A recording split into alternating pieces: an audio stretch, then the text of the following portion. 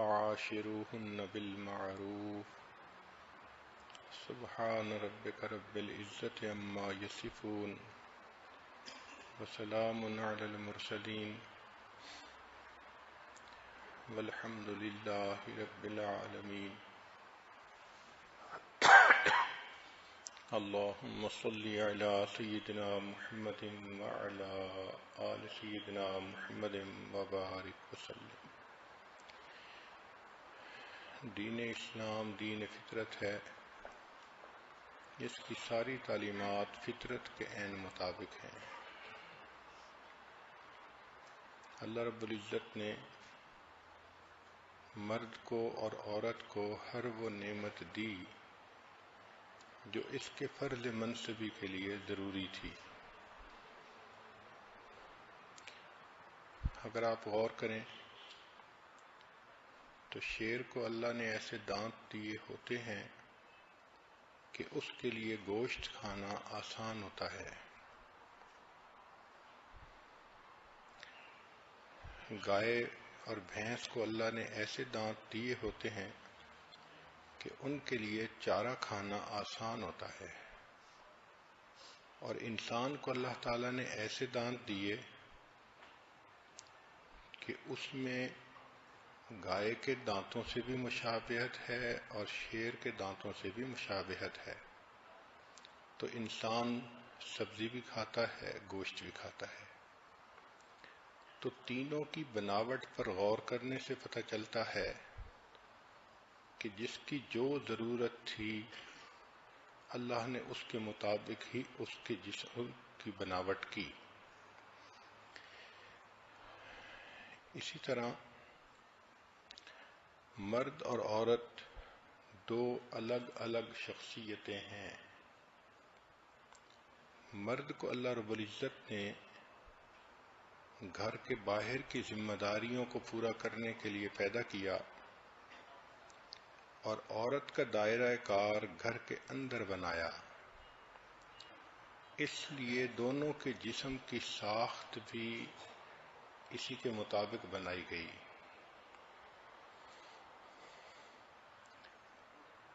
ہم نے دیکھا ہے کہ جو مشینری آؤٹ ڈور ڈیزائن ہوتی ہے وہ زیادہ مضبوط ہوتی ہے۔ بارش کے پانی سے بچنے کے لیے اس کا ڈیزائن خاص بنایا جاتا ہے، تو اس مشین کے اوپر ہوا، پانی، دھوپ اثر نہیں کر پاتی۔ اور اگر وہی مشین کسی عمارت کے اندر لگنی ہو تو پھر انجینئر اس کا ڈیزائن ڈیفرنٹ بناتے ہیں، وہ ذرا اس طرح کی بنتی ہے کہ اب اس کو اتنی پروٹیکشن کی ضرورت نہیں ہوتی۔ اسی طرح اللہ رب العزت نے مرد کو ایسی جسمانیت عطا کی کہ اس کے بیرونی تقاضوں کو پورا کرنے کے لیے ضروری تھی، عورت کو ایسی جسمانیت عطا کی جو اندرون خانہ تقاضوں کو پورا کرنے کے لیے ضروری تھی۔ چنانچہ احادیث مبارکہ سے بھی اس کے اشارے ملتے ہیں، اور ماہرین نفسیات نے اس کے اوپر سینکڑوں سال محنت کی کہ مرد اور عورت کی شخصیتوں میں یکسانیت کہاں ہے، اختلاف کہاں ہے۔ لاکھوں انسانوں کے انٹرویو لیے، ان کی زندگیوں کو اسٹڈی کیا، اور پھر اپنے تجربات کی روشنی میں انہوں نے کچھ اصول نکالے۔ اگر ہمیں یہ باتیں اچھی طرح معلوم ہو جائیں کہ مرد کی شخصیت کیا ہوتی ہے تو عورت کے لیے اس کے ساتھ رہنا سہنا آسان ہو جائے، اور مرد کو پتہ چل جائے کہ عورت کی شخصیت کیا ہوتی ہے تو مرد کے لیے عورت سے ڈیل کرنا آسان ہو جائے۔ ہم چونکہ ایک دوسرے کی تفصیلات کو نہیں سمجھتے، اس لیے ڈیلنگ میں ایسی کوتاہیاں اور غلطیاں کر لیتے ہیں کہ آپس میں الجھاؤ ہو جاتا ہے۔ گھروں کے اندر لڑائیاں بعض اوقات تو ہوتی ہیں کہ دونوں میں سے کوئی نہ کوئی بڑی غلطی کر رہا ہوتا ہے. خامند بیوی کی بجائے کسی غیر عورت میں انوالو ہوتا ہے، بیوی خامند کی بجائے کسی اور طرف متوجہ ہوتی ہے، سپلٹ پرسنالٹی بنی ہوتی ہے. مگر ہم نے تو یہاں تک دیکھا کہ دونوں نیک ہیں، دونوں لکھے پڑھے ہیں، اور دونوں دیندار، ذکر کرنے والے، جماعت میں جانے والے، علم پڑھنے والے، اور پھر ایک دوسرے سے الجھتے ہیں. تہجد بھی قضا نہیں ہوتی، پاکیزگی بھی زندگی میں ہے. تو اس سے معلوم ہوتا ہے کہ اس کا تعلق طبائع کے ساتھ ہے کہ ایک دوسرے کے ساتھ کیسے رہنا سہنا ہے، یہ کسی نے نہیں سمجھایا ہوتا. تو آج کے اس بیان میں اس نقطے کو کھولا جائے گا کہ مرد کی شخصیت کیا ہوتی ہے، عورت کی کیا ہوتی ہے، تاکہ آئندہ بیانات میں پھر یہ بتایا جائے کہ مرد اور عورت کی کیا ضروریات ہیں. چنانچہ اللہ رب العزت نے مرد کو خلافت ارضی پیدا کرنے کے لیے دنیا میں بھیجا. طرز جمہوری نشان کج کلاہی چاہیے، جس کے بندے ہیں اسی کی بادشاہی چاہیے. یہ مرد کا مقصود زندگی ہے، آبجیکٹو آف لائف ہے. اللہ کی زمین پر، اللہ کے بندوں پر اللہ کے قانون کو لاگو کرنا. عورت کی زندگی کا مقصد اس مرد کی تسکین ہے کہ جو اتنے عظیم منصب کے لیے دنیا میں بھیجا گیا، اس کی زندگی کی کمی کو پورا کرنا. چنانچہ فرمایا لیسکن الیہا، ہم نے ام حوا کو پیدا کیا کہ وہ آدم علیہ السلام اس سے سکون پا سکیں، اس سے تسکین حاصل کریں. تو مرد کی ضروریات اور خواہشات کو پورا کرنے کے لیے اللہ رب العزت نے آدم علیہ السلام کی پسلی سے ام حوا کو پیدا کیا. تو یوں سمجھ لیجئے کہ مرد کا مقصود اور تھا، عورت کا مقصود اور تھا. اس لیے اللہ رب العزت نے مرد کو قوت بدن زیادہ عطا کی، اس کے مسلز کے اندر اسٹرینتھ زیادہ ہوتی ہے، مضبوط کمر ہوتی ہے.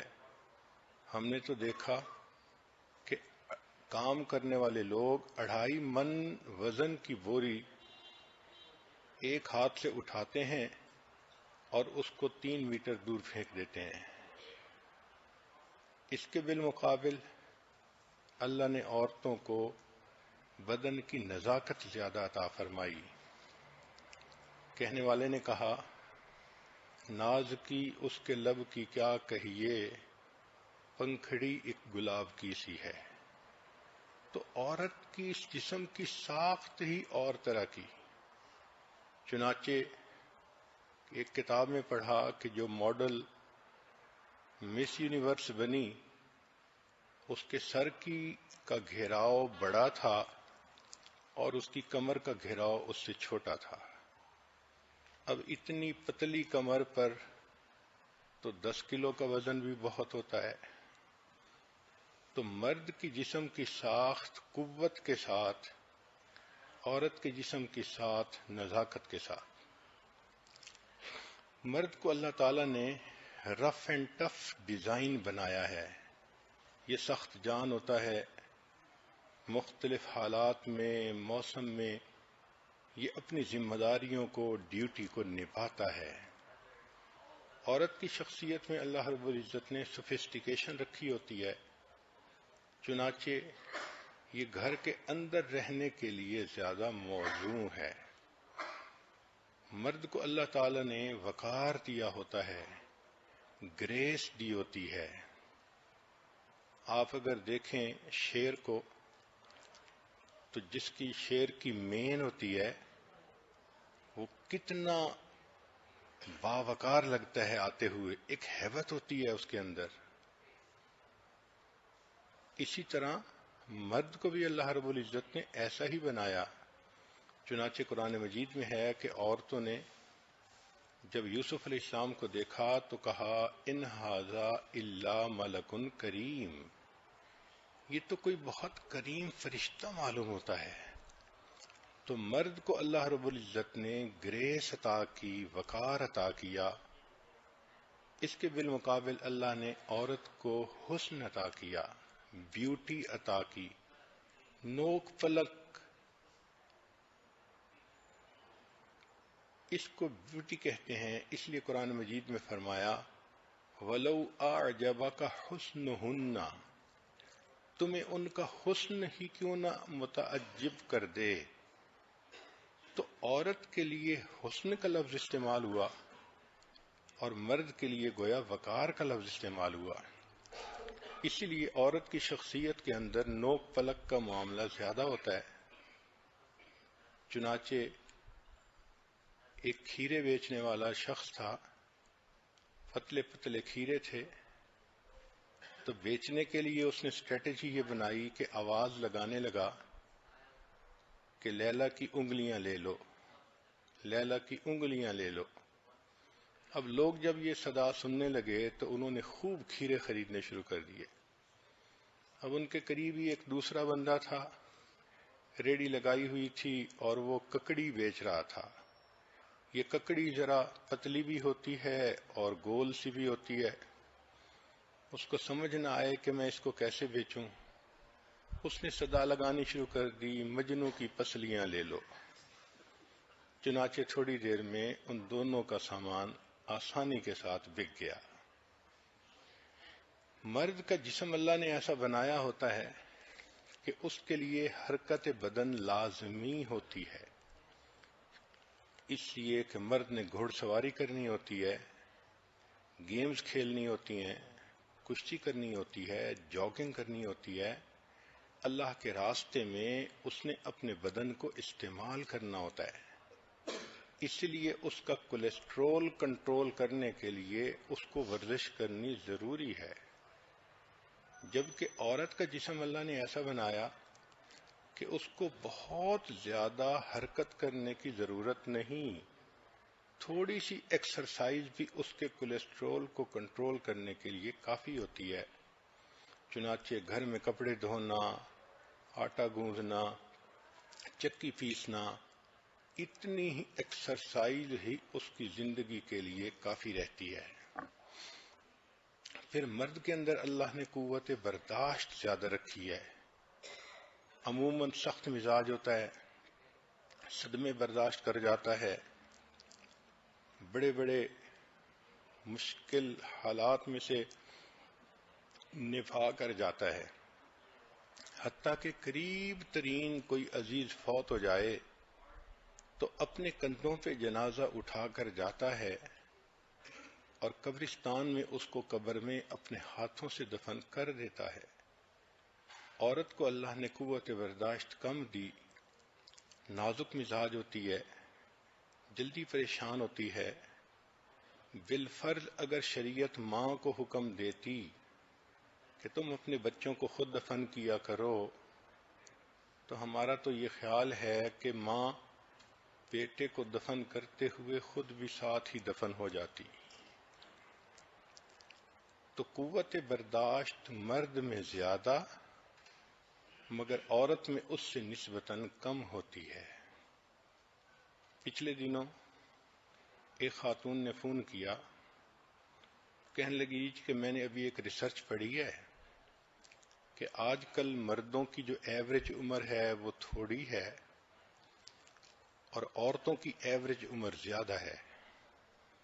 تو کہنے لگی حضرت آپ بتا سکتے ہیں کہ عورتوں کی ایوریج عمر زیادہ کیوں ہوتی ہے؟ میں نے کہا ہاں. کہنے لگی کیا وجہ ہے؟ میں نے کہا اس لیے کہ ان کی بیوی نہیں ہوتی.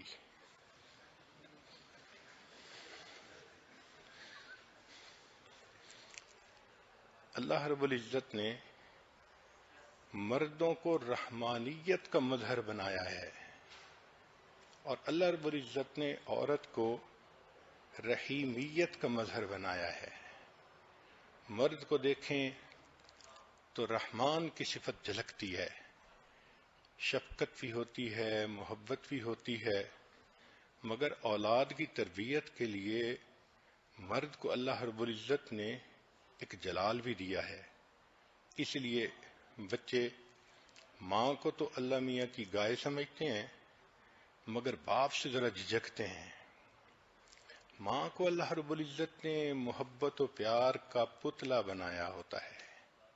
اس دنیا میں اچھوں سے تو ہر کوئی محبت کرتا ہے، بروں سے محبت کرنے والی صرف ماں کی ذات ہے۔ ہم نے دیکھا بیٹا برا ہو جائے، باپ بھی کہہ دیتا ہے گھر سے نکل جا، میں تیری شکل نہیں دیکھنا چاہتا، مگر کوئی ماں ایسی نہیں دیکھی جو اپنے بگڑے بیٹے کو یہ الفاظ کہے۔ وہ یہی کہے گی کہ یہ بگڑ گیا، اس کے نصیب تھے، میں تو ماں ہوں، میرا تو دل اس کے لیے تڑپتا ہے۔ تو مرد کو اللہ نے رحمانیت کا مظہر بنایا، عورت کو اللہ رب العزت نے رحیمیت کا مظہر بنایا۔ اس لیے گھر کے اندر مرد کی حیثیت قوام کی ہے، الرجال قوامون علی النساء، عورت کی حیثیت اس کے معاون کی سی ہے۔ چنانچہ قیامت کے دن مرد سے گھر کے ہر فرد کے بارے میں پوچھا جائے گا، عورت سے اس کے بچوں کے بارے میں پوچھا جائے گا۔ تو دیکھیں دونوں کا محاسبہ الگ الگ ہوگا۔ مرد میں اللہ رب العزت نے قوت فیصلہ زیادہ رکھی ہوتی ہے، اس لیے ڈیسیژن میکنگ جاب وہ بڑے آسانی سے کر جاتا ہے۔ عورت کے اندر ڈٹرمنیشن پاور نسبتاً کم ہوتی ہے، رسک لینے سے وہ ڈرتی ہے، اس لیے اس میں قوت فیصلہ کم ہوتی ہے، فیصلہ کرنے کے لیے اس کو خامند کی ضرورت پڑتی ہے۔ مرد کو اللہ رب العزت نے ایسی طبیعت دی کہ وہ یکساں کاموں سے بیزار ہو جاتا ہے۔ ایک جیسا کام اس کو دے دو تو اس کی طبیعت اچاٹ ہو جاتی ہے، مگر عورت کو اللہ رب العزت نے ایسی طبیعت دی کہ یکساں کام بہت مزے سے کرتی رہتی ہے۔ اسی لیے دفتروں میں دیکھو تو سیکٹری کا کام اس کے ذمے، اور جگہوں پہ دیکھو تو اسی طرح کی یکسانیت والا کام۔ ہم نے خود عورتوں کو دیکھا ہے گھروں میں کہ وہ بیٹھ کے جرسی وغیرہ کی جو کڑھائیاں کرتی ہیں تو ایک طرح کی حرکت ہاتھوں سے کرتی رہتی ہیں، گھنٹوں کرتی ہیں۔ خود حیرت ہوتی ہے کیسی اللہ نے طبیعت دی ہے کہ یہ آرام سے ہاتھوں سے ایک سویٹر کو بن لیتی ہیں۔ اللہ اکبر، مرد کو کہو تو اس کے لیے تو اس سے بڑی سزا کوئی نہ ہو۔ اللہ رب العزت نے مرد کو ایسی عقل عطا فرمائی کہ وہ جذبات پہ حاوی آ جاتا ہے، وہ اپنے جذبات کو کنٹرول کرتے ہوئے بھی اپنی عقل سے اچھے فیصلے کر لیتا ہے۔ صلح حدیبیہ کی مثال دیکھ لیجئے کہ نبی علیہ السلام کے پاس 1000 خدام ہیں اور سب نیزے تیر تلوار کے ساتھ لیس ہیں۔ اس وقت معمولی سا اشارہ بھی کافی تھا، مگر اللہ کے محبوب صلی اللہ علیہ وسلم نے آتش فشاں کے دہانے پر بیٹھ کر کتنے نرم فیصلے کیے۔ یہ معراج ہے انسان کی ڈٹرمنیشن پاور کی کہ ایسے حالات کے باوجود بھی اتنے ٹھنڈے دماغ سے فیصلے کر لیتا ہے۔ عورت کو اللہ رب العزت نے ایسی طبیعت دی کہ اس کے جذبات اس کی عقل پہ حاوی ہو جاتے ہیں۔ چنانچہ جب کسی سے محبت کرتی ہے تو اس کا دل چاہتا ہے کہ دنیا کے سب انسان مر جائیں، بس یہ ایک بندہ زمین پہ چلتا نظر آئے۔ اور اگر نفرت کرتی ہے تو کہتی ہے کہ بس یہ تو ابھی روئے زمین سے زیر زمین چلا جائے۔ اس کی طبیعت ایسی ہوتی ہے۔ اسی لیے بعض بچیاں پروپوزل کے معاملے میں دھوکے کھا جاتی ہیں وہ کسی لڑکے کی باتوں سے ایسی متاثر ہو جاتی ہیں کہ مس میچ قسم کی پرپوزل ہوتی ہے، مگر ضد کرتی ہیں ماں باپ سے کہ نہیں یہی بہتر ہے، دھوکے کھا جاتی ہیں، جذبات غالب آ جاتے ہیں، ٹھنڈے دل و دماغ سے نہیں سوچتی کہ ان دی لانگ رن جس لڑکے کی پرپوزل آئی نہ اس کی تعلیم ہے، نہ اس کی جاب ہے، نہ اس کا گھرانہ اتنا اچھا ہے، کمپیٹیبلٹی ہے، ایک ہی بات ہانکتی ہے کہ بس مجھے یہی کرنا ہے، لیکن جب ہو جاتا ہے پھر ساری عمر روتی بھی ہے۔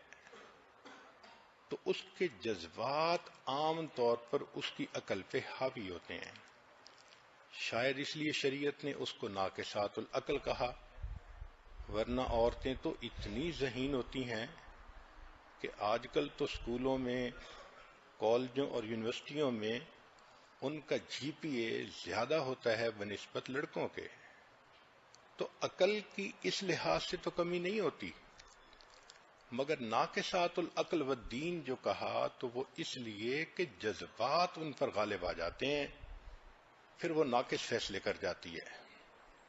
اللہ رب العزت نے مرد کو ایسا بنایا کہ اس میں غیرت زیادہ رکھی، چنانچہ جان، مال، عزت کی حفاظت کے لیے غیرت کا ہونا ضروری تھا۔ اس لیے قرآن مجید میں اللہ تعالیٰ نے فرمایا السارق والسارقۃ، چوری کرنے والا مرد اور چوری کرنے والی عورت۔ یہاں مرد کو پہلے ذکر کیا کہ اس کو تو ہم نے غیرت دی ہوتی ہے، تو اب چوری کرنا تو اس کی غیرت کے خلاف ہے، اس لیے اس کی چوری زیادہ بری ہے۔ عورت کو اللہ رب العزت نے حیا زیادہ دی ہوتی ہے، چنانچہ قرآن مجید نے کہا الزانیۃ والزانی، زنا کرنے والی عورت اور زنا کرنے والا مرد۔ زنا کا گناہ تو دونوں کے لیے ایک جیسا، مگر فرمایا کہ چونکہ عورت کو ہم نے حیا دی تھی، اس کے باوجود اگر اس نے یہ گناہ کیا تو یہ زیادہ برا ہے، اس لیے زانیہ کا نام پہلے لیا گیا۔ مرد کی طبیعت اللہ نے ایسی بنائی ہے کہ جب ضرورت اس کو محسوس ہوتی ہے تو یہ کام کے لیے موٹیویٹ ہو جاتا ہے، آگ میں کود جاتا ہے، پہاڑوں سے چھلانگ لگا دیتا ہے، سمندر میں ڈال دیتا ہے۔ موٹیویشن کے لیے نیڈ ضروری ہے، اور عورت کی طبیعت ایسی ہے کہ جب اس کو کیئر ملتی ہے تو وہ موٹیویٹ ہوتی ہے۔ عام طور پہ یہ بات مشہور ہے کہ عورت جب کسی پر مہربان ہوتی ہے تو اپنا آپ اس کے حوالے کر دیتی ہے۔ مرد کو اللہ نے ایسی جسمانیت دی کہ یوں محسوس ہوتا ہے اس کو عبادت سے جنت ملے گی۔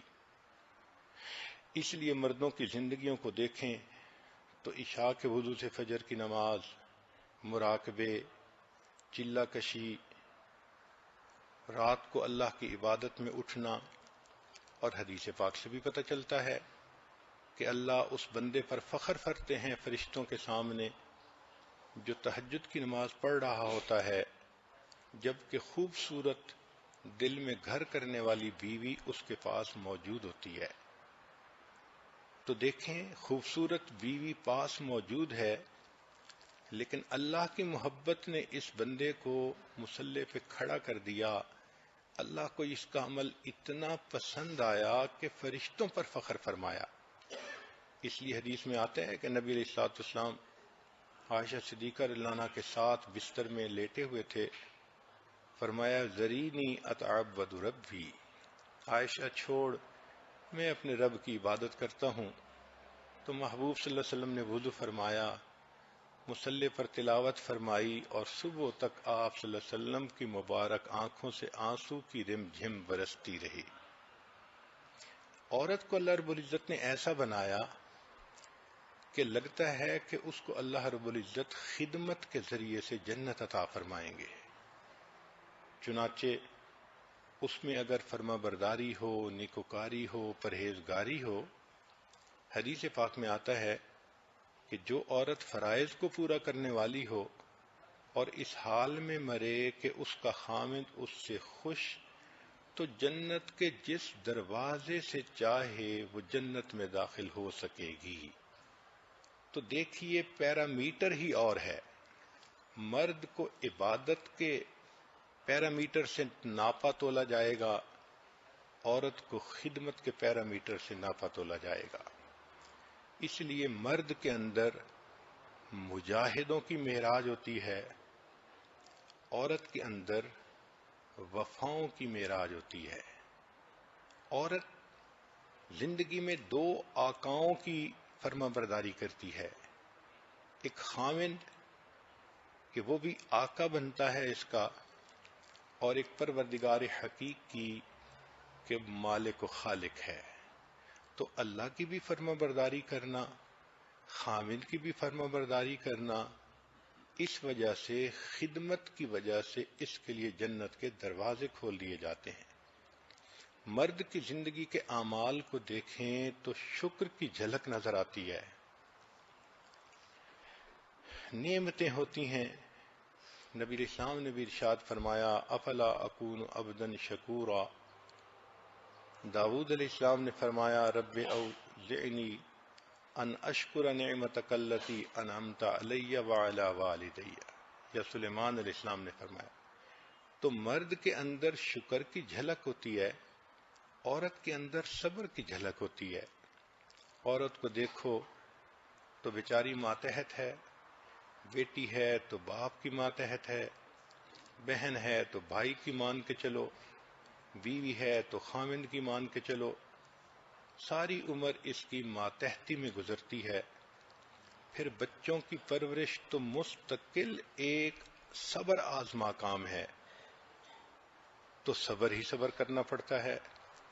اپنی شخصیت کو دیکھو تو مہینے میں 10 دن جو ایام ہوتے ہیں اس میں بیزاری، بدبو، پریشانی صبر کرنا پڑتا ہے۔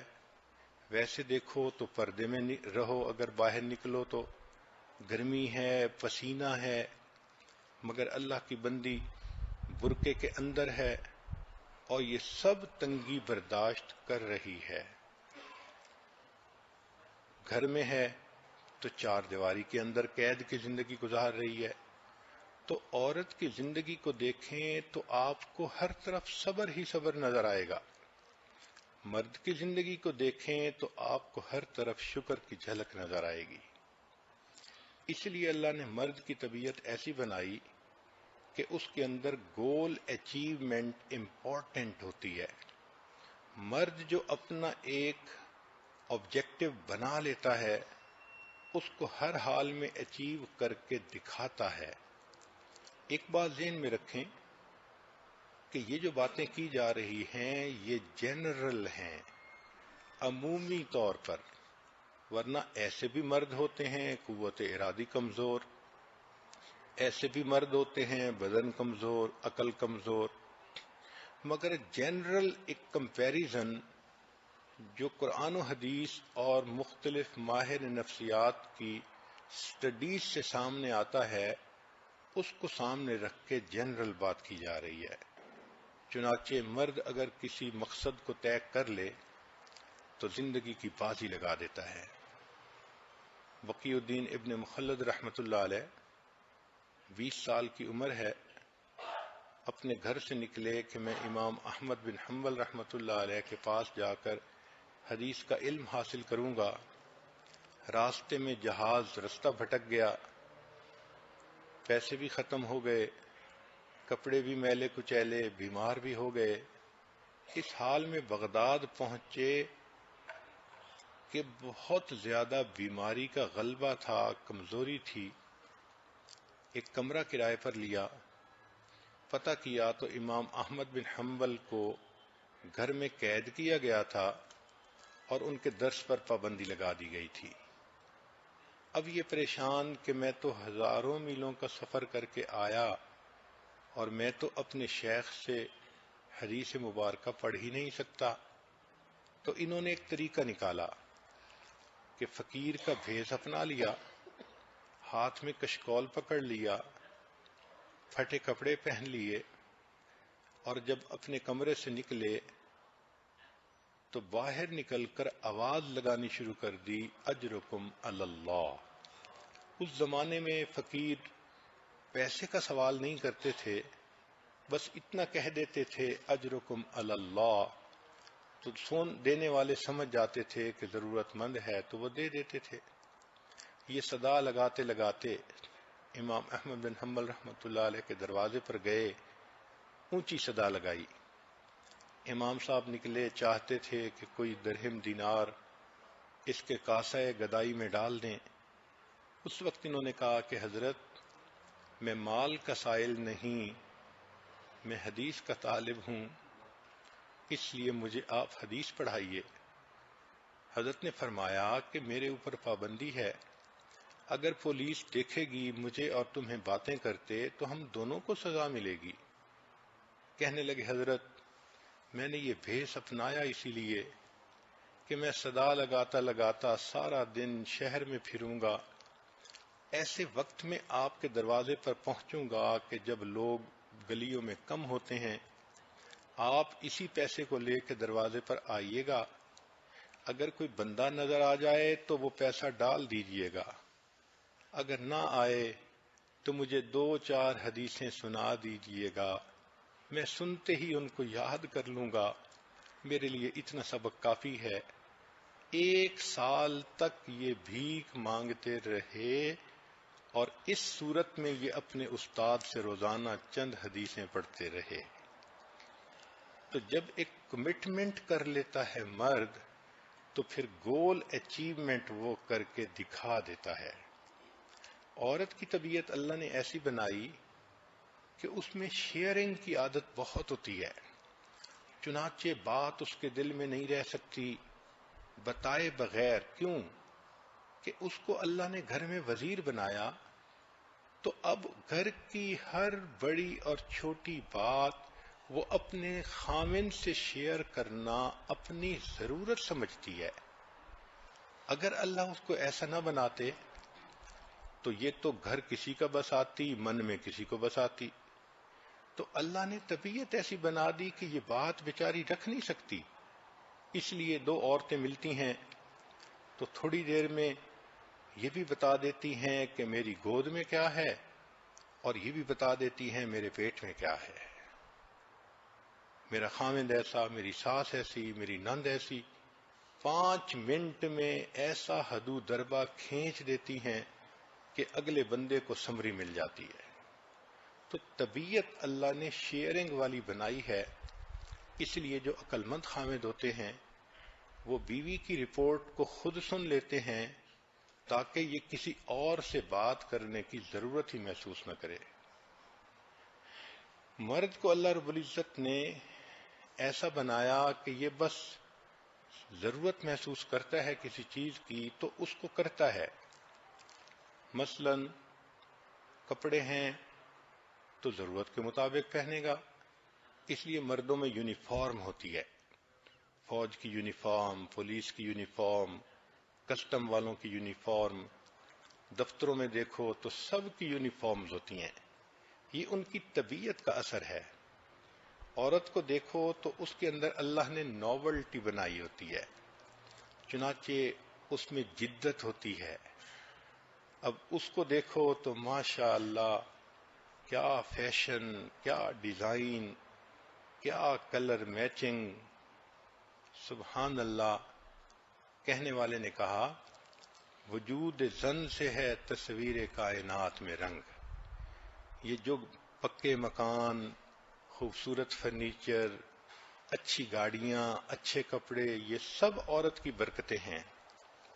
اگر عورت دنیا میں نہ ہوتی تو مجھے تو لگتا ہے کہ مرد کچے مکان بھی نہ بناتے، جھونپڑی میں ہی اپنے گزارے کر لیا کرتے۔ اللہ نے ان کو طبیعت ہی ایسی دی ہوئی ہوتی ہے۔ مرد کو اللہ رب العزت نے ایسی طبیعت دی کہ وہ بریک ڈاؤن مینٹیننس کرتا ہے۔ جب کوئی چیز ٹوٹ جائے اب اس کو ریپیئر کرنا، اس کو بریک ڈاؤن مینٹیننس کہتے ہیں، اور کسی چیز کو ٹوٹنے سے پہلے ٹھیک کر لینا اس کو پریونٹیو مینٹیننس کہتے ہیں۔ تو عورت کی طبیعت میں پریونٹیو مینٹیننس ہوتی ہے. گھر کے کاموں میں آپ دیکھیں تو مرد ہاں ہاں کرتا رہے گا، جب چیز خراب ہو جائے گی پھر محسوس کرے گا ہاں قدم اٹھانا چاہیے. اور عورت کو دیکھو تو ماشاءاللہ گھر کی چیزوں کو خراب ہونے سے پہلے ٹھیک کرنا، بدلنا، بہتر کرنا. اس لیے کہتے ہیں کہ گھر تو گھر والی ہی سے آباد ہوتا ہے. مرد کو اللہ رب العزت نے ایسی طبیعت دی ہے کہ وہ انٹرفیئرنس کو برداشت نہیں کرتا. آپ دیکھیں لائن ٹیریٹوریل ہوتا ہے، وہ اپنی ٹیریٹری کو مارک کر دیتا ہے، پھر اگر کوئی دوسرا شیر آئے تو اس کے ساتھ جنگ کرتا ہے حتیٰ کہ دونوں میں سے کسی ایک کی موت آئے. مگر عورت کو اللہ رب العزت نے ایسا بنایا کہ وہ کو ڈیپینڈنس کو پسند کرتی ہے، کوآپریشن کو پسند کرتی ہے. تو مل جل کر رہنا عورت کی شخصیت میں زیادہ غالب ہوتا ہے.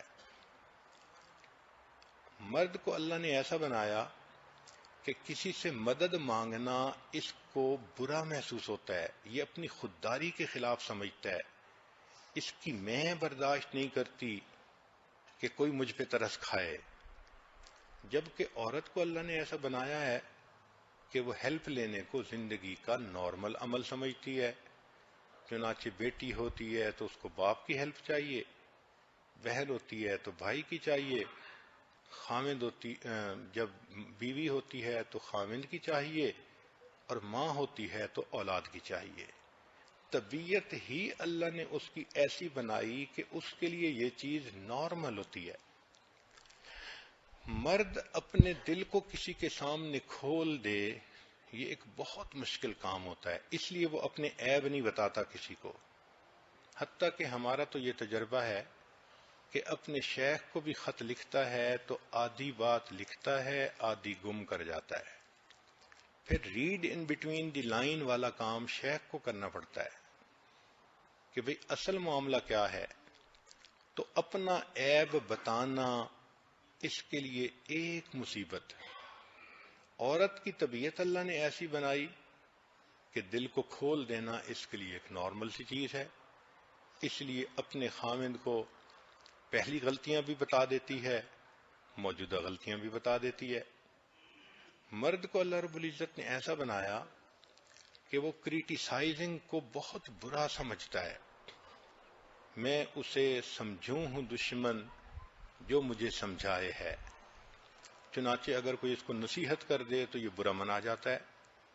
اس لیے کئی عورتیں غلطی کرتی ہیں کہ مرد کو نصیحت کرتی ہیں، اپنے طور پہ ہمدردی کر رہی ہوتی ہیں اور وہ نہیں سمجھ رہی ہوتی کہ اس کے اندر آگ کتنی جل رہی ہوتی ہے. عورت کی ایک طبیعت ہے، وہ نصیحت کا برا نہیں مانتی، اس کو اچھا سمجھتی ہے. لہذا جس بیوی کو اس کا خامند سمجھائے، گائیڈ کرے، بتائے تو وہ بیوی خوش ہوتی ہے اور اس خامند کے ساتھ خوش زندگی گزارتی ہے. مرد اپنی سکسیس سمجھتا ہے کہ جب اس نے رزلٹ کو حاصل کر لیا، اور عورت اس کو اپنی کامیابی سمجھتی ہے کہ اس نے تعلقات کو اچھی طرح نبھا دیا. اس لیے خاندانوں کے تعلقات کو عورتیں بناتی ہیں. رشتہ داریوں کے تعلقات کو نبھانا یہ عورتوں کے کام ہوتے ہیں. ایک ایک چیز کا خیال رکھنا، لوگوں کا خیال رکھنا، شادی بیاہ میں کہاں کیا کرنا ہے، یہ تو مرد کو سمجھ ہی نہیں ہوتی. عورتیں ہی جانتی ہیں کہ اب ضرورتیں کیا ہیں. مرد کی شخصیت ایسی کہ men use love to get sex, اور عورت کی طبیعت ایسی کہ women use a sex to get love. مرد کو اللہ رب العزت نے اپنی محبت کے اظہار کا ڈائریکٹ معاملہ دیا، وہ الفاظ میں کہہ دیتا ہے. عورت کی طبیعت پہ چونکہ حیا غالب ہوتی ہے، وہ کبھی صاف لفظوں میں نہیں کہتی، ہمیشہ اشاروں میں بات کرتی ہے. مرد کو سمجھنا پڑتا ہے کہ اس کی بات کا مقصد کیا ہے. اس لیے مرد کو جو اکثر خیال آتے ہیں وہ ٹوٹل کنٹرول کے آتے ہیں. خواب بھی آتے ہیں تو اسی طرح کے میں بادشاہ بن گیا، میں ہوا میں اڑ رہا ہوں، میرا بزنس کا پروفٹ اتنا ہو گیا۔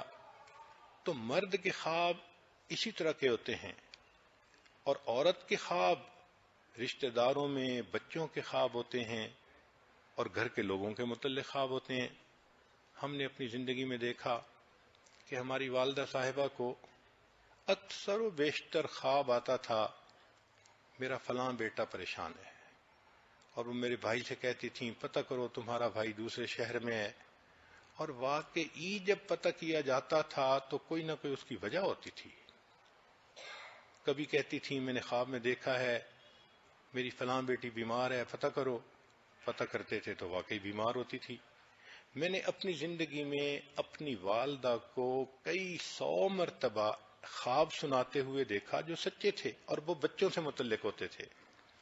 تو یوں لگتا ہے کہ چونکہ یہ اخلاص کی دیوی ہوتی ہے، مخلص ہوتی ہے اور بچوں میں خدمت میں گم ہوتی ہے، تو بچوں سے متعلق سب سے بہتر اور جلدی الہام ماں کو ہی ہوتا ہے۔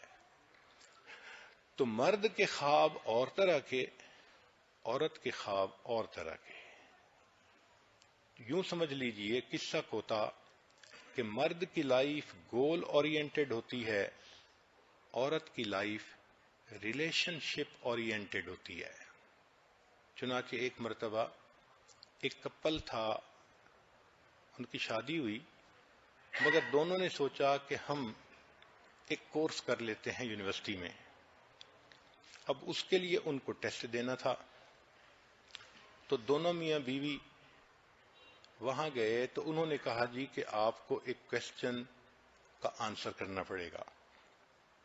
قدرتاً کویسچن کیا تھا کہ جی ونڈرز آف دی ورلڈ بتائیں کہ دنیا کے عجائبات کیا ہیں۔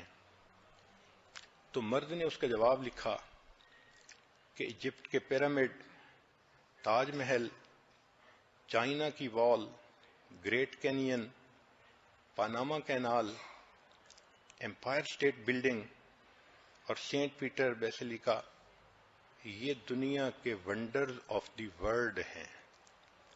اب دلہن صاحبہ کا جب پیپر دیکھا گیا تو اس نے دنیا کے عجائبات میں لکھا تھا ٹو سی، دیکھنا، ٹو اسمائل، مسکرانا، ٹو اسپیک، باتیں کرنا، ٹو ٹچ، ہاتھ لگانا، ٹو کس، چومنا، ٹو ہگ، گلے لگنا، اور ٹو میک لو، اور اپنے میاں سے محبت کرنا۔ اب عورت کے لیے یہ 7 چیزیں ونڈرز آف دی ورلڈ تھیں، اس لیے کہ اس کی شادی ابھی ابھی ہوئی تھی۔ تو مرد کی سوچ ڈیفرنٹ، عورت کی سوچ بالکل ڈیفرنٹ۔ اسی لیے شریعت نے دونوں کے احکام جدا جدا رکھے ہیں۔ سبحان اللہ، قربان جائیں، یہ کتنی خوبصورت شریعت ہے۔ مثلا مرد اور عورت کو دیکھیں تو نمازوں کے انداز مختلف، جس طریقے سے مرد رکوع کرتا ہے، عورت حاملہ ہو تو اس طرح سے رکوع کرنا اس کے لیے پاسبل ہی نہیں ہو پاتا۔ مرد کے لیے اونچا سرجا کرنا آسان اور حاملہ عورت کے لیے اونچا سرجا کرنا مشکل کام۔ مرد سال کے 30 دن نمازیں پڑھتا ہے، عورت کو اس کی ضروریات کی وجہ سے 10 دن اللہ رب العزت نے نماز معاف کر دی ہوتی ہے۔ مرد 30 دن کے روزے رکھتا ہے، عورت ایام کے دن روزے نہیں رکھتی، لہذا اس کو رمضان کے بعد قضا کرتی ہے۔ مرد جب چاہے قرآن پاک کی تلاوت کر سکتا ہے، عورت حیض کے دنوں میں، نفاس کے دنوں میں قرآن مجید کی تلاوت نہیں کر سکتی۔ مرد کے لیے اللہ رب العزت نے چہرے کا پردہ نہیں رکھا، عورت کے لیے اللہ نے چہرے کا پردہ بھی رکھا۔ تو دیکھیے، مرد اگر نماز میں ہے اور امام غلطی کرے تو شریعت کہتی ہے کہ یہ سبحان اللہ پیچھے سے اونچی آواز سے کہہ دے تو امام کو پتہ چل جائے گا۔ لیکن عورت اگر نماز میں ہے تو یہ آواز بلند نہیں کر سکتی. فرمایا کہ ایک ہاتھ پہ دوسرا ہاتھ مارے تاکہ آواز پیدا ہو اور اس سے پتہ چل جائے. تو دیکھیے مرد کے لیے جہر کی رت کو رکھا، عورت نے جہر کرنے کی ضرورت ہی نہیں ہوتی. تو احکام عبادت مرد کے لیے اللہ نے اور رکھے، عورت کے لیے اللہ نے اور رکھے. گویا شریعت نے بتلا دیا کہ دیکھو دونوں کی جسمانی ساخت، دونوں کی شخصیتیں الگ الگ ہیں، اس کے حساب سے ان کی ذمہ داریاں ہیں. اب اس کو ذرا آسان لفظوں میں سمجھنا ہو تو یوں سوچ لیجئے کہ ایک ٹریلر ہوتا ہے 40 فٹ لمبا اور ایک مرسیڈیز کار ہوتی ہے. اب دونوں مشینوں کی نوعیت بالکل جدا. ٹریلر کا سائز بہت بڑا ہوتا ہے اور مرسیڈیز کار نسبتاً بہت چھوٹی ہوتی ہے، مگر ٹریلر کی باڈی بہت مضبوط ہوتی ہے، کار کی باڈی بہت نفیس ہوتی ہے. ٹریلر کو دیکھو تو 1 درجن ٹائر اس میں لگے ہوتے ہیں، مرسیڈیز کار کو دیکھو تو 4 ٹائر ہی کافی ہوتے ہیں. ٹریلر نے کئی ٹن کا وزن اٹھانا ہوتا ہے اور مرسیڈیز گاڑی نے 4 آدمیوں کو لے کر جانا ہوتا ہے. اس لیے ٹریلر کے ویل میں جو ہوا کا پریشر ہے وہ بہت زیادہ ہوتا ہے اور کار کے ویل میں ٹائر کا پریشر بہت مناسب ہوتا ہے. بڑے بڑے ٹریلر فلی ایئر کنڈیشن نہیں ہوتے، ضرورت ہی نہیں ہوتی. گاڑی کو دیکھو تو فلی ایئر کنڈیشنڈ ہے. ٹریلر کو پارکنگ آؤٹ ڈور کرنی پڑتی ہے، مرسیڈیز گاڑی کی پارکنگ انڈور ہوتی ہے. ٹریلر چلتا ہے تو درمیانی سپیڈ پہ چلتا ہے، مرسیڈیز گاڑی کو دیکھو تو کروز کنٹرول ہوتا ہے. ٹریلر کے لیے موڑ کاٹنے کے لیے لمبی جگہ چاہیے، مرسیڈیز گاڑی کے لیے بہت چھوٹی سی جگہ چاہیے. اسی لیے ٹریلر چلانے کے لیے ہیوی وہیکل کا لائسنس ضروری ہے اور گاڑی چلانے کے لیے لائٹ وہیکل کا لائسنس ضروری ہے. ٹریلر کے انجن کے اندر ڈیزل ڈالا جاتا ہے، مرسیڈیز گاڑی کے اندر پیٹرول ڈالا جاتا ہے. اب گاڑیاں تو دونوں ہیں مگر دونوں کی مقصود مختلف ہیں، تو دونوں کی کتنی چیزوں میں فرق آ گیا. بالکل یہی مثال سمجھ لیجئے کہ مرد اور عورت ہیں تو 2 انسان، مگر دونوں کی چونکہ مقصد زندگی جدا جدا تھے، ضروریات زندگی جدا جدا تھیں، اس لیے اللہ رب العزت نے دونوں کے جسموں میں بھی فرق بنا دیا اور دونوں کی طبیعتوں میں بھی فرق بنا دیا. اگر کوئی بندہ ٹریلر کو مرسیڈیز گاڑی کی طرح چلانا چاہے تو ایکسیڈنٹ کرے گا، اور اگر مرسیڈیز گاڑی کو ٹریلر کی طرح چلانا چاہے تو بھی ایکسیڈنٹ کرے گا. دونوں کی ضروریات کا الگ الگ خیال رکھنا پڑے گا. ایک اور مثال سے سمجھ لیجئے، ہم چھوٹے تھے تو ایک آدمی تھا ہمارے گلی میں، وہ کبوتر پالتا تھا. تو کبھی کبھی ہم گلی سے گزرتے تھے تو اس کے ہاتھ میں کبوتر ہوتا تھا. تو چھوٹے بچے ہو کے ہم بڑے حیران ہو کے دیکھتے تھے کہ اس نے کبوتر کو ہاتھ میں پکڑا ہوا ہے. ایک دن وہ کہنے لگا کہ آپ بھی اس کو پکڑو. تو ہم نے ڈرتے گھبراتے کبوتر کو ہاتھ میں لیا، مگر ہمیں یہ محسوس ہوا کہ کبوتر کو پکڑنا تو بہت آسان، نرم سی انگلیاں اس کے اوپر رکھ دو، یہ ایسا پرندہ ہے کہ خود ہی قابو رہتا ہے، نکلنے کی کوشش ہی نہیں کرتا. چنانچہ اس نے کہا کہ اس کو سختی سے مت پکڑنا، اس کا دم گھٹ جائے گا، اس کو نرمی سے ہاتھ رکھنا. چنانچہ ہم نے بہت نرمی سے اس کے پروں کو اپنی انگلیوں میں لیا اور وہ کبوتر آرام سے ہاتھ میں رہا. اب یہ ہمارا ایک تجربہ تھا کہ کسی چیز کو پکڑتے ہیں تو نرم پکڑتے ہیں. اللہ کی شان کہ ایک مرتبہ ہم ایک جگہ پر تھے، دریا کے کنارے، لوگ مچھلیاں پکڑ رہے تھے۔ اب ایک صاحب نے مچھلی پکڑی، بڑی ساری تھی، تو وہ میرے پاس لایا، یہ پکڑو ذرا۔ تو میرے لیے زندگی کا پہلا تجربہ تھا۔ اب جس طرح میں نے کبوتر کو پکڑا تھا، اس طرح میں نے نرم ہاتھ سے جو مچھلی کو پکڑا تو وہ تو ایسی ہلی کہ پھر پانی میں، اتنا اچھا شکار ہاتھوں سے ہی چھوٹ گیا۔ تو اس دن تجربہ ہوا کہ کبوتر کو پکڑنے کا طریقہ اور تھا، مچھلی کو پکڑنے کا طریقہ اور تھا، اس کو سختی سے پکڑنا ضروری تھا۔ چنانچہ ہم ایک مرتبہ حنانہ کو لے گئے ایک جگہ پر، چھوٹی سی مچھلی تھی، ہم نے کہا پکڑو، اس نے کیا ہاتھ لگایا کہ مچھلی اچھل کے پانی میں، کہتی ہے دادا ابو یہ تو بھاگ جاتی ہے، اس لیے کہ اس کو پکڑنے کا طریقہ اور ہے۔ اب ذرا اس مثال کو ذہن میں رکھیے کہ مرد سے ڈیل کرنے کا طریقہ اور ہے، عورت سے ڈیل کرنے کے طریقے اور ہیں۔ تو آج کے اس بیان میں یہ بات ذہن نشیں کروانی تھی کہ دونوں ایک دوسرے کی الگ الگ شخصیتوں کو سمجھنے کی کوشش کریں، پھر ان کو سمجھ لگ جائے گی کہ اگلا بندہ جو بات کر رہا ہے تو وہ چاہتا کیا ہے، اور پھر یہ جو آپس کی آرگومنٹس ہیں ان کو ختم کرنا آسان ہوگا۔ غلطی سب سے بڑی کیا ہوتی ہے کہ مرد چاہتا ہے عورت میری طرح بیہیو کرے، عورت چاہتی ہے مرد میری طرح بیہیو کرے۔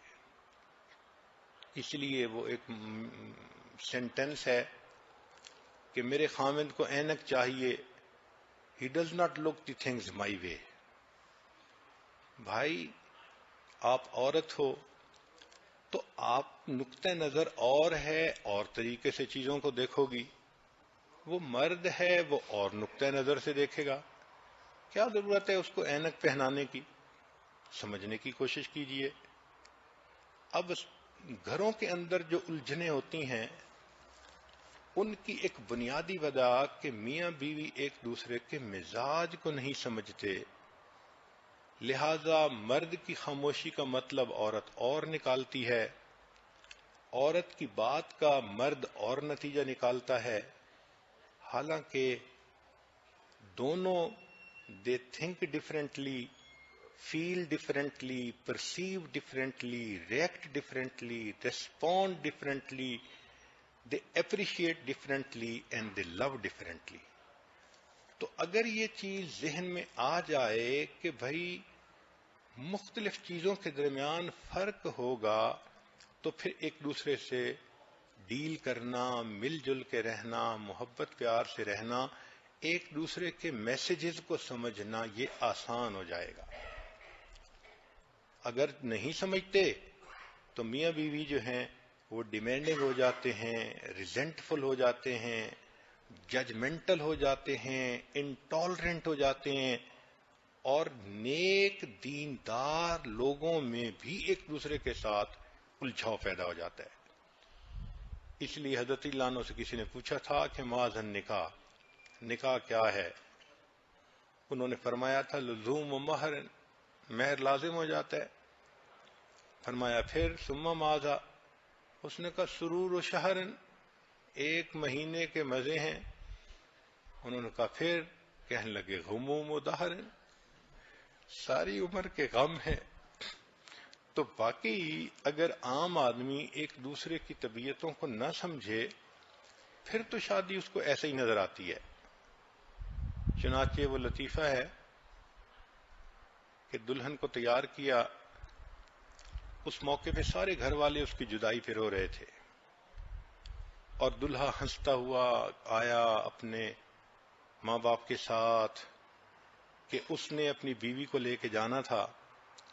تو چھوٹا بچہ بڑا حیران، میری امی بھی رو رہی ہے، ابو بھی رو رہے ہیں، بھائی بھی رو رہے ہیں، بہنیں بھی رو رہی ہیں، خود میری بہن بھی رو رہی ہے، سارا مجمع رو رہا ہے، اور دلہا میاں ہنس رہے ہیں۔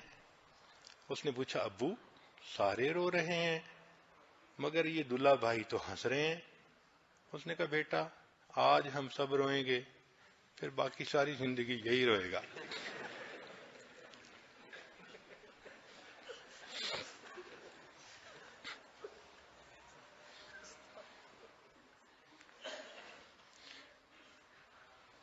تو شادی کو اس انداز میں جو پریزنٹ کیا جاتا ہے اس کی بنیادی وجہ کہ میاں بیوی ایک دوسرے کو سمجھنے سے قاصر ہوتے ہیں، اور اگر طبیعتیں ایک دوسرے کو سمجھ لی جائیں اور ایک دوسرے کے طبیعتوں کے جو ڈفرینسز ہیں ان کی ریسپیکٹ کی جائے، ان کو ایکسیپٹ کیا جائے، تو پھر محبتیں بڑھتی ہیں. انسان ایک دوسرے کے ساتھ الفت و محبت کی زندگی گزارتا ہے. تو آپ یہ بات ذہن نشیں کر لیجئے کہ مرد کی طبیعت اور ہے، عورت کی طبیعت اور ہے. دونوں ایک دوسرے کی طبائع کو، بیہیویئر کو سمجھ کر زندگی گزاریں گے تو محبتوں بھری زندگی ہوگی. اور احادیث مبارکہ سے اس کی مثالیں ملتی ہیں. جب آپ کو اس کی مثالیں اپنے موقع پر پیش کریں گے تو آپ حیران ہوں گی، اور آپ کو یوں نظر آئے گا کہ اللہ کے محبوب صلی اللہ علیہ وسلم تو کائنات کے سب سے زیادہ ماہر نفسیات تھے کہ آپ نے ہر ایک کو اس کے حساب سے ڈیل کرنے کے طریقے بتائے اور سمجھائے. اللہ تعالی ہمیں نیکوکاری پرہیزگاری کی زندگی نصیب فرمائے، پرسکون زندگی نصیب فرمائے. وآخر دعوانا ان الحمد للہ رب العالمین. مراقبہ کر لیجئے کچھ دیر کے لیے.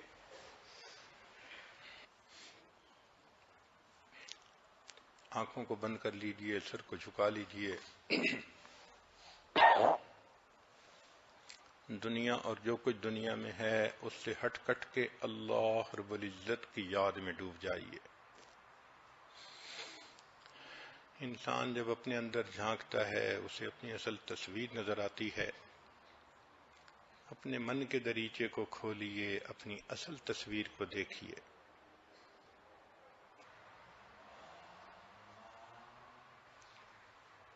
لا الہ الا اللہ محمد رسول. بسم اللہ الرحمن الرحیم. سبحان الملک الاعلی الوہاب. اللہم صلی علی سیدنا محمد وعلی آل سیدنا محمد وبارک وسلم. لا احصی ثناء علیک انت کما اثنیت علی نفسک رب اغفر وارحم وانت خیر الراحمین. لا الہ الا اللہ الحلیم الکریم. سبحان رب العرش العظیم والحمد للہ رب العالمین. نسألک موجبات رحمتک وعزائم مغفرتک والغنیمۃ من کل بر والسلامۃ من کل اسم. لا تدع لنا ذنبا الا غفرته ولا هما الا فرجته ولا حاجة هي لك الا قضيتها یا ارحم الراحمین یا ارحم الراحمین یا ارحم الراحمین. پیارے اللہ، ہم ظاہر میں آپ کے بندے اور بندیاں ہیں، حقیقت میں نہایت گندے ہیں. اللہ ہمارے دلوں کی گندگی کو دور فرما. یا اللہ ہمیں اپنی محبت کا سلیقہ عطا فرما. یا اللہ اپنی عبادت کا ڈھنگ عطا فرما. پیارے اللہ، زندگی اجڑی گزر رہی ہے. یا اللہ زندگی ساری کی ساری زندگی کا نظام بکھرا ہوا ہے. پیارے اللہ، آج کے واعظ کے درس میں رب کریم جو چیزیں سیکھنے کو ملی، یا اللہ ان کو دل کی گہرائیوں سے اپنانے کی توفیق عطا فرما. یا اللہ صدق دل سے اس پر عمل کرنے کی توفیق عطا فرما. رب کریم، ہمیں آج آئینہ دکھایا گیا، آج ہمیں اپنی اوقات بتائی گئی. رب کریم، ہمیں اپنی شخصیات کو سمجھ کر زندگی گزارنے کی توفیق عطا فرما. پیارے اللہ، ماں کو ماں بن کر اور باپ کو باپ بن کر جینے کا سلیقہ عطا فرما.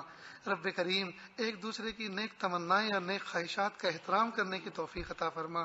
پیارے اللہ، ان تعلیمات سے ناواقفیت کی وجہ سے یا اللہ ایک دوسرے پر ہمیشہ دھونس پلاتے رہے، ایک دوسرے پر ہمیشہ ظلم کرتے رہے. پیارے اللہ، جرم عظیم کو معاف کر دیجئے، جرم عظیم کو معاف کر دیجئے، جرم عظیم کو معاف کر دیجئے.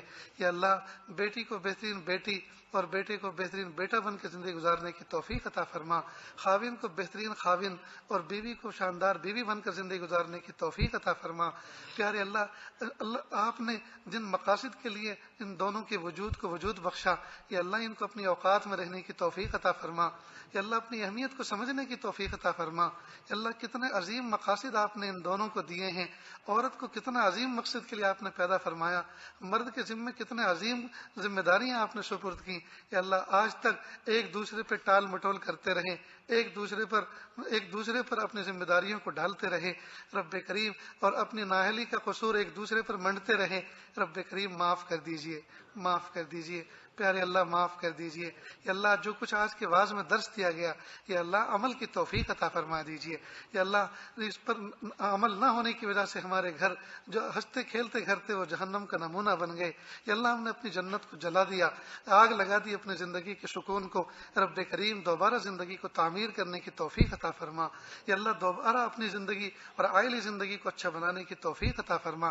پیارے اللہ پوری دنیا اور پورے عرب اور عجم میں آگ لگی ہوئی ہے، یا اللہ اسلام کی حسین تعلیمات کو چھوڑنے کی وجہ سے رب کریم اسلام کی حسین تعلیمات کو سمجھنے، سمجھانے، عمل کرنے اور عمل درآمد کرنے کی توفیق عطا فرما۔ یا اللہ ہمیں معاشرے کا ایک حسین فرد بن کر زندگی گزارنے کی توفیق عطا فرما۔ پیارے اللہ ہماری ضرورتوں کو رب کریم ہماری ضرورتوں سے ہم سے زیادہ آپ واقف ہیں، یا اللہ عافیت کے ساتھ عطا فرما۔ یا اللہ آپ ہمیں مستجاب الدعوات بنا دیجئے۔ یا اللہ جس موقع پر جس چیز کی ضرورت ہو عافیت کے ساتھ مانگنے اور عافیت کے ساتھ ملنے کی اللہ ہمیں توفیق عطا فرما دیجئے۔ رب کریم ہماری عبادتیں بکھری ہوئی ہیں، یا اللہ ہمارے معاملات بالکل چوپٹ ہیں۔ یا اللہ اسی حال میں اگر موت کا فرشتہ آ گیا، یا اللہ ہم آپ کو کیا منہ دکھائیں گے؟ یا اللہ جس کا کھایا ہے کھلانے کا تصور نہیں، جس کا لیا ہے دینے کا خیال نہیں، یا اللہ عبادتیں باقی ہیں، معاملات ادھورے ہیں۔ پیارے اللہ اسی حال میں اگر موت کا فرشتہ آ گیا تو یا اللہ کس حال میں آپ کا منہ دکھائیں گے؟ رب کریم رسوائی اور شرمندگی کا سامان کر کے بیٹھے ہیں، یا اللہ ہم نے اپنی قبر کے لیے سانپ اور بچھو کی پرورش کی ہے۔ رب کریم آپ ہمیں معاف کر دیجئے، ہمارے معاملات کو اچھا کر دیجئے، ہماری معاشرت کو اچھا کر دیجئے، ہمارے اخلاق کو اچھا کر دیجئے۔ یا اللہ ہمیں آپ ایسا بنا دیجئے کہ ہم آپ کو پسند آ جائیں۔ رب کریم آپ ہمیں ایسا بنا دیجئے کہ ہم آپ کو پسند آ جائیں۔ پیارے اللہ آپ ہمارے بن جائیے، ہمیں اپنا بنا لیجئے، اپنا لازوال تعلق عطا فرما دیجئے، لازوال محبت عطا فرما دیجئے۔ یا اللہ ہم زمین پر بوجھ بنے پھر رہے ہیں، یا اللہ ہم خود ہمارا وجود ہمارے اوپر بوجھ بنا ہوا ہے۔ یا اللہ دل کا سکون عطا فرما، یا اللہ روح کا سرور عطا فرما، سجدوں کی حلاوت عطا فرما، تلاوت کا سرور عطا فرما، ذکر کی لذت عطا فرما۔